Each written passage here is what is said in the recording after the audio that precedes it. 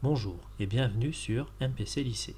Dans cette vidéo, je vous propose des petits exercices d'application directe en lien avec la première partie du chapitre sur les solutions aqueuses, c'est-à-dire sur les définitions et la concentration massique. Pour chaque exercice, vous aurez quelques secondes pour faire pause et répondre à la question avant que je ne donne la correction. Pour ce premier exercice, il faut préciser le soluté et le solvant pour chaque solution donnée.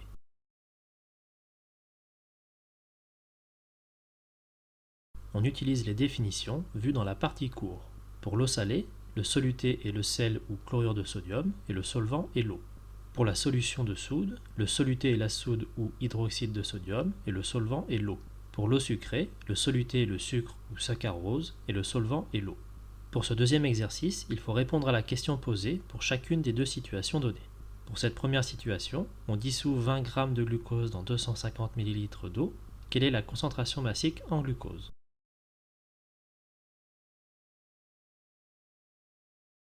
Il faut utiliser la formule de la concentration massique en faisant attention aux unités. On a Cm égale m glucose sur VO égale à 20 sur 250 fois 10 puissance moins 3, ce qui donne 80 g par litre. La concentration en glucose de cette solution est donc 80 g par litre. Pour la deuxième situation, l'eau de la mer Morte a une concentration en sel de 275 g par litre et son volume total est de 114 km3.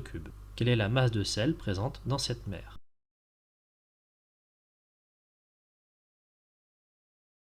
Il faut à nouveau utiliser la formule de la concentration massique en faisant attention aux unités.